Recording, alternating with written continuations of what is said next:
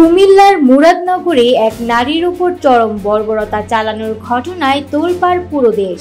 ঘরে ঢুকে গলায় ছুরি ধরে ধর্ষণ, তারপর সেই বীভৎস দৃশ্যের ভিডিও ছড়িয়ে দেওয়া। সেই ভিডিও ভাইরালকারী ৩ জনকে গ্রেপ্তার করেছে পুলিশ।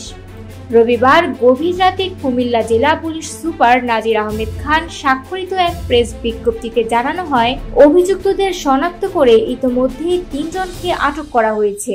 তবে নিরাপত্তার স্বার্থে এখনো তাদের নাম প্রকাশ করা হয়নি।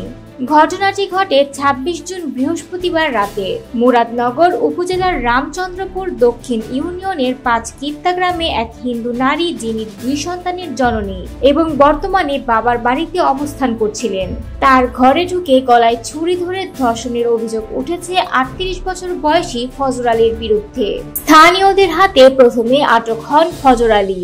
জনতার রোষে আহত হয়ে তিনি পরে পালিয়ে যান, কিন্তু এরই মধ্যে ঘটনাস্থলে উপস্থিত কিছু ব্যক্তি ভিকটিমের ভিডিও ধারণ করে তার সামাজিক যোগাযোগ মাধ্যমে ছড়িয়ে দেয়, যা আরো ভয়ঙ্কর রূপ নেয় অনলাইনে।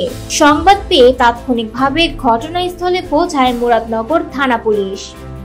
ভুক্তভোগীর লিখিত অভিযোগের ভিত্তিতে নারী ও শিশু নির্যাতন দমন আইনে মামলা দায়ের করা হয়। ধর্ষক ফজর আলীকে গ্রেপ্তারের অভিযান চালাচ্ছে পুলিশ। এদিকে ভিডিও ছড়িয়ে দেওয়া ৩ জনকে ইতোমধ্যে গ্রেপ্তার করা হয়েছে।